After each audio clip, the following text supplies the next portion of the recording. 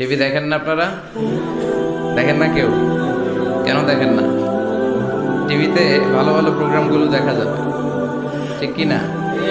আসলে টিভির কোনো দোষ নাই। টিভিতে যদি ইসলামিক প্রোগ্রাম দেখেন ওটাতে সওয়াব আছে না নাই? আপনি খারাপ প্রোগ্রাম দেখলে যেমনি আপনার আমলনামাতে গুনাহ লেখা হবে, অন দ্য কন্ট্রারি তার বিপরীত আপনি ভালো প্রোগ্রাম দেখলে আপনার আমলনামায় সওয়াব দিবে কে? একই ছুরি দিয়ে ডাকাত মানুষ মারে, আর ওই একই ছুরি দিয়ে ডাক্তার অপারেশন করে রোগী বাঁচায়। এজন্য ছুরির কোনো দোষ নাই, দোষ হচ্ছে ওই ছুরিটাকে কোন কাজে ব্যবহার করা হচ্ছে। টেলিভিশনের কোনো দোষ নাই, টেলিভিশনে আমরা লাইভ প্রোগ্রাম দেখি না? কাবা ঘরে কখন কোন সালাত হচ্ছে, যারা তাওয়াফিন তাওয়াফকারী তারা কিভাবে তাওয়াফ করছে, মসজিদে নববীতে ঠিক এই মুহূর্তে কি পরিবেশ, কিরকম মানুষের সমাগম, তার সবগুলো দেখার সুযোগ আছে না নাই? ওখান থেকে যদি আপনি তেলাওয়াত শোনেন আপনার উপর রহমত নাজিল করবে কে? কিন্তু আপনি যদি অশ্লীল ভিডিও দেখেন, নাচ দেখেন, গান দেখেন, গুনাহ আছে না নাই? তার মানে টিভি দেখাতে কোনো দোষ নাই, দোষ হচ্ছে আপনি কি দেখছেন সেই প্রশ্নে চিল্লায় বলেন ঠিক কিনা? এজন্য আমাদের যাদের ঘরে টিভি আছে আমরা যেন ভালো ভালো প্রোগ্রামগুলো দেখি। ডিশ লাইন আছে না অনেকের, মনিটরিং করতে হবে। যারা ডিশের ব্যবসা করে এদেরকে বলে দিতে হবে যে সব চ্যানেল আমি দেখতে চাই না, সব চ্যানেল আমি দেখতে চাই না। টাকা দিয়ে কিনি তাই বলে সব চ্যানেল দেখবে এমনটা নয়। টাকা দিয়ে কিনেন বলে কলার সাথে কলার ছোলাও খান নাকি আপনার? কথা কন। টাকা দিয়ে কিনি বলে বাদামের সাথে বাদামের খোসাও খাই, ওইটা কিন্তু ঠিকই খোসা ফেলে দেয় তারপর বাদামটা খাই, ছোলা ফেলে দেয় তারপর কলাটা খাই। তো টাকা দিয়ে ডিশ কিনি বিদায় সব দেখা যাবে না। ছেলে মেয়েগুলো কোন চ্যানেলগুলো দেখতে পারবে, কোন চ্যানেল দেখা যাবে না, এটা আপনি বেঁধে দিবেন। কারণ আপনার জন্য পুরো ফ্যামিলিটা, ফ্যামিলির প্রত্যেকটা মেম্বার্স কি করছে না করছে সবটা আমানত। আমানতের বাইরে কেউ না। যিনি মসজিদের ইমাম, মসজিদের সব দায় দায়িত্ব তার কাঁধে আমানত। যিনি ঘরের ইমাম, আর রিজালু কাওয়ামুনা আলান নিসা, একটা ঘরের লিডারশিপ দিবে পুরুষেরা, বাবা, ওই বাবার কাঁধে ঘরের প্রত্যেকটা ফ্যামিলি মেম্বার্স হচ্ছে আমানত।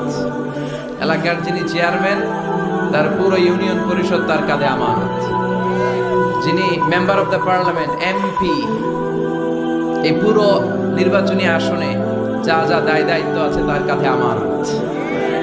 যিনি মন্ত্রী তার মন্ত্রণালয়ের সবকিছু তার কাঁধে আমানত। যিনি প্রধানমন্ত্রী এই 56,000 বর্গ মাইলের প্রতিটা ইঞ্চি তার কাঁধে আমানত। এটা একটা ব্যাপক বিষয়। এজন্য আপনার ছেলে কোন পথে চলে, কার সাথে মিশে, টিভিতে কোন চ্যানেলটা দেখে, এই ব্যাপারে কিয়ামতের দিন আপনারা জিজ্ঞেস করবে কে? কুল্লুকুম রাঈন ওয়া কুল্লুকুম মাসউলুন আন রাইয়াতি। তোমরা প্রত্যেকে দায়িত্বশীল, আর প্রত্যেকের দায়িত্বের ব্যাপারে জিজ্ঞেস করবে কে? আমরা যেন আমাদের প্রত্যেকের দায়িত্বের ব্যাপারে সচেতন হই। আর এই টেলিভিশন দেখাটা এটা যেন ভালো কাজে লাগাই, আজে বাজে চ্যানেল যেন না দেখি। রাজি আছেন সবাই? আল্লাহ তুমি সহি সমাজ দান করো, আমরা পড়ি আমিন। দক্ষিণ রামপুর, কুমিল্লা সদর দক্ষিণ, আজকের এই তাফসিরুল কোরআনের প্রোগ্রাম। আমার আগে কথা বলেছেন আল্লামা আবু নাসর আশরাফি, হেড মুহাদ্দিস, হাজীগঞ্জ কামিল মাদ্রাসা চাঁদপুর। চমৎকার কথা বলেছেন। আমি দেখছিলাম যে হুজুরের সাথে আপনাদের কানেক্টিভিটি এত বেশি। একজন বক্তার সবচেয়ে বড় দায়িত্ব হচ্ছে to make a huge connectivity with him and with his audience. তার শ্রোতার সাথে স্পিকারের কানেক্টিভিটি, চোখে চোখে কথার দরকার আছে না নাই? ইঙ্গিত দিলেই শ্রোতা বুঝে যায়। ভেঙে চুরে এক্সপ্লেনেশন করার দরকার হয় না। আমি দেখছিলাম যে হিউজ কানেক্টিভিটি, চমৎকার, আল্লাহর অস্তিত্ব নিয়ে, আল্লাহর ক্ষমতা নিয়ে একের পর এক স্রষ্টাকে তিনি চোখে আঙ্গুল দিয়ে চিনিয়ে দিচ্ছিলেন।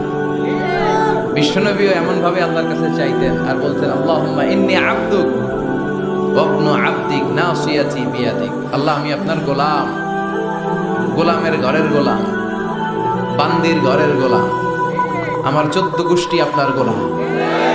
আমরা গোলাম গোষ্ঠী। নাসিয়াতি বিয়াদিক, আল্লাহ আমার মাথার চুলের ছুটি আপনার হাতের মুঠোয়।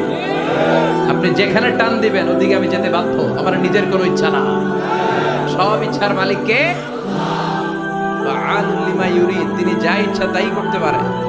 তিনি পাহাড়কে দরিয়া করতে পারেন, দরিয়াকে পাহাড় করতে পারেন, ধনীরে গরিব বানাতে পারেন, গরিবরে ধনী করে দিতে পারেন, ক্ষমতাসীনরে ক্ষমতার চেয়ার থেকে লাথি দিয়ে নামায় দিতে পারেন।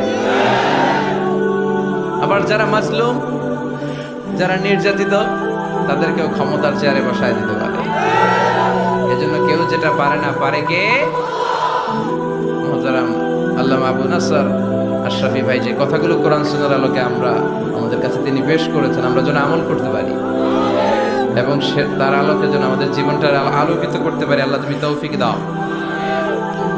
সম্মানিত সুধী, আমরা এই তাফসীর প্রোগ্রামে যে বইটা থেকে কথা শুনে, চিল্লায় বলেন তো বইটার নাম কি? আমরা সরাসরি কোরআন থেকে কথা শুনবো, তার আগে আল্লাহর নামের 3টা তাকবীর করব। আল্লাহ বলেন ওয়ারাব্বাকা ফাকাব্বির, glorify the name of your lord. তোমার রবের নামের বড়ত্বের ঘোষণা দাও। আমার সাথে সাথে আওয়াজ করে সবাই পড়বেন আল্লাহু আকবার, আল্লাহু আকবার, আল্লাহু আকবার। আল্লাহ আমাদের তাকবীরগুলোকে তুমি কবুল করো। এই তাফসীর মাহফিলে আমরা অনেক সময় ব্যয় করে, বিপুল অর্থ ব্যয় করে আসি একটা উদ্দেশ্যে, একজনকে খুশি করা। তিনি কে? আমরা আমাদের পুরো জীবনে জিন্দেগিতে তারে খুশি করতে চাই এবং এই দামি সময়গুলো থেকে আমরা যেন কিছু শিখে যেতে পারি। শুধু সস্তা স্লোগান, কিছু গরম গরম স্লোগানই যেন এই তাফসীর মাহফিলের উদ্দেশ্য না হয়। স্লোগান আমরা দেব, স্লোগানের টাইম আছে, ঠিক কি না? ওইটা ইমানি জজবাকে চাঙ্গা করার জন্য মাঝে মাঝে স্লোগানের দরকার আছে। বিশ্বনবী জিহাদের ময়দানে স্লোগান দিতেন। বিশ্বনবী ইহুদিদের দুর্গে অ্যাটাক করবেন, তিনি স্লোগান দিয়ে অ্যাটাক শুরু করলেন। তিনি বললেন আল্লাহু আকবার খালিবাত খাইবার, আল্লাহু আকবার বলে তিনি বললেন খালিবাত খাইবার, খাইবারের দুর্গটাকে আমরা এখনই গুড়িয়ে দেব। কারণ আল্লাহর নামের কথা শুনলে, আওয়াজ শুনলে অন্তরে ইমানি জজবা বাড়িয়ে দেয় কে? কিন্তু শুধু স্লোগান সর্বস্ব যেন আমাদের মাহফিল না হয়, আমাদের ইখলাসটা যেন থাকে। আমরা সবকিছু করব একজনকে দেখানোর জন্য। তিনি কে? আল্লাকা সিররুন ইনদাল্লাহ বাইনাকা আনতা ওয়া বাইনাল্লাহ, আল্লাকা সাদাকাতুন তাখফা লা ইয়ালামুহা ইল্লাল্লাহ, আল্লাকা সিররুন ইনদাল্লাহ বাইনাকা আনতা ওয়া ইয়ালামুহা ইল্লাল্লাহ। সুবহানাল্লাহ পড়েন। আল্লাকা সিররুন ইনদাল্লাহ, তোমার আর তোমার রবের মাঝে গোপন কোনো আমল আছে নাকি তোমার এরকম, যেটা আল্লাহ ছাড়া আর কেউ জানে না? তোমার জীবনে এরকম কোনো গোপন দান আছে নাকি যে এই দানটা আল্লাহ ছাড়া কেউ দেখেনি? এজন্য আমরা একজনকে দেখানোর জন্য কাজ করি। তিনি কে? এই মাহফিলে গেলে আমাদেরকে বলে হুজুর আপনার কিন্তু মাহফিল ধরে রাখতে হবে। অনেক জায়গায় বলে হুজুর মাহফিল ধরে রাখবেন, কি করবেন? আবার অনেক জায়গায় বলে হুজুর আপনার কিন্তু কাঁপাইতে হবে আজকে। কাঁপে কাঁপে? হ্যাঁ কাঁপে না? হুজুর আপনার কিন্তু কাঁপাইতে হবে, আপনার কিন্তু ধরে রাখতে হবে। আবার বলে হুজুর আপনার জমাইতে হবে আজকে। কি করতে হবে? তা আমরা কোথাও জমাই, কোথাও কাঁপাই, কোথাও ধরে রাখি, কামের কাম কিচ্ছু হয়। এজন্য নিয়তটাকে খালেজ করেন। এই কোরআনটা নিয়ে বসে আছে, আগে আমরা নিয়তটা খালেজ করে নিই। ইন্টেনশনটা সবচেয়ে জরুরি। আপনি কোন নিয়তে বসে আছেন এত রাতে, এত কাজ ফেলে দিয়ে কেন এখানে? উদ্দেশ্য একটাই, একজনকে খুশি করা। তিনি কে? যা শুনবো আমলের নিয়তে শুনবো, ঠিক কিনা? আহাব্বুল আ'মাল ইলাল্লাহি আদওয়ামুহা ওয়া ইন কাল্লা, আল্লাহর কাছে সবচেয়ে প্রিয় আমল ওইটা যেটা মানুষ যদিও অল্প করে কিন্তু প্রতিনিয়ত করে, কন্টিনিউয়াসলি করে।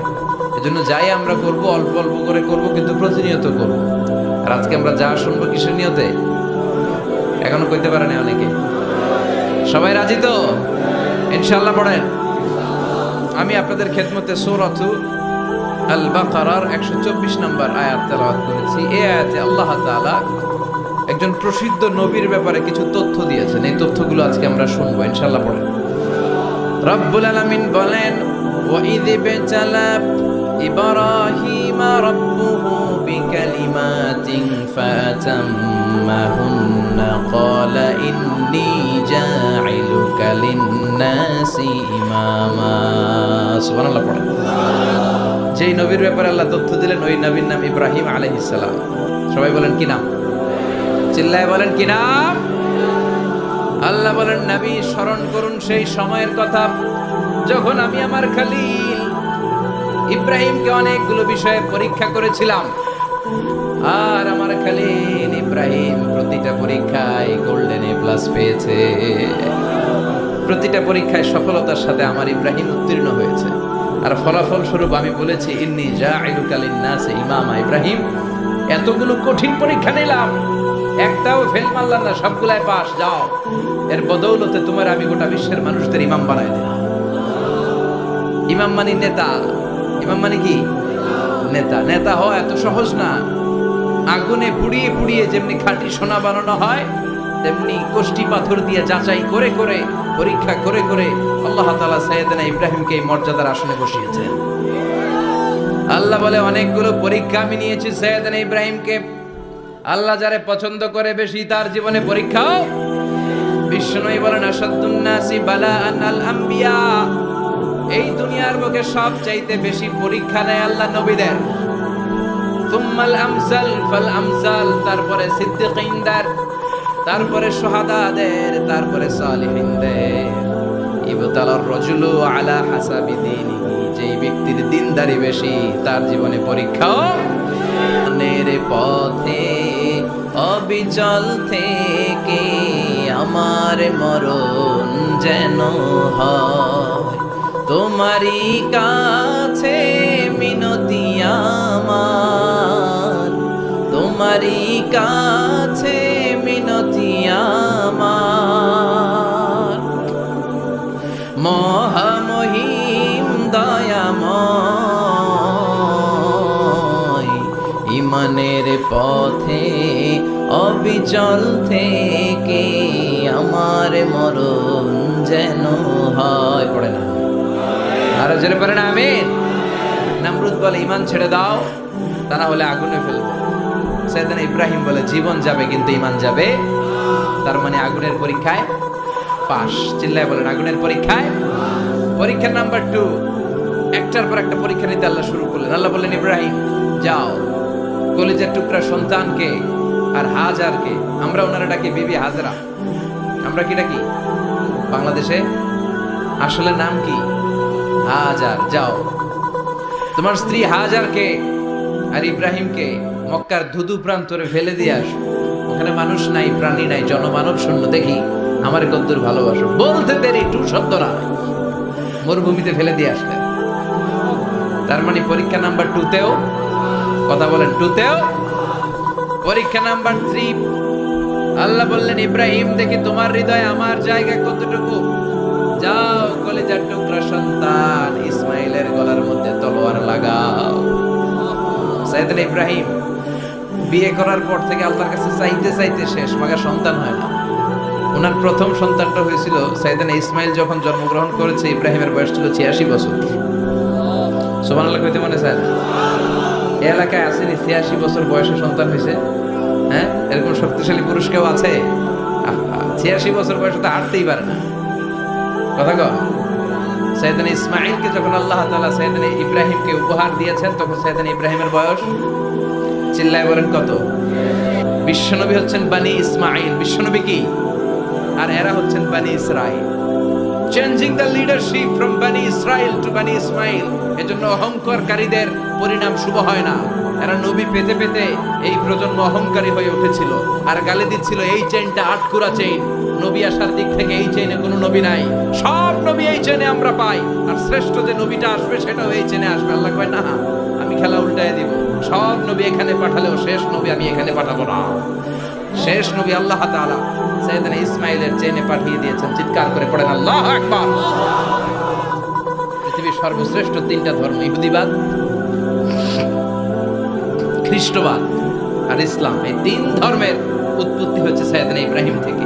এজন্য এই 3টা ধর্মকে একসাথে বলে অ্যাব্রাহামেটিক ফেইথ, কম্পারেটিভ রিলিজিয়ন। তুলনামূলক ধর্মতত্ত্ব নিয়ে যাদের পড়াশোনা আছে তারা জানবেন, এই 3টা ধর্মই আল্লাহর দেয়া। কিন্তু ইহুদিবাদ আর খ্রিস্টবাদ আল্লাহর দেয়া শরীয়তের উপর চলতে পারে নাই, শুধু চলতে পেরেছে ইসলাম। চিল্লা এখন ঠিক কিনা?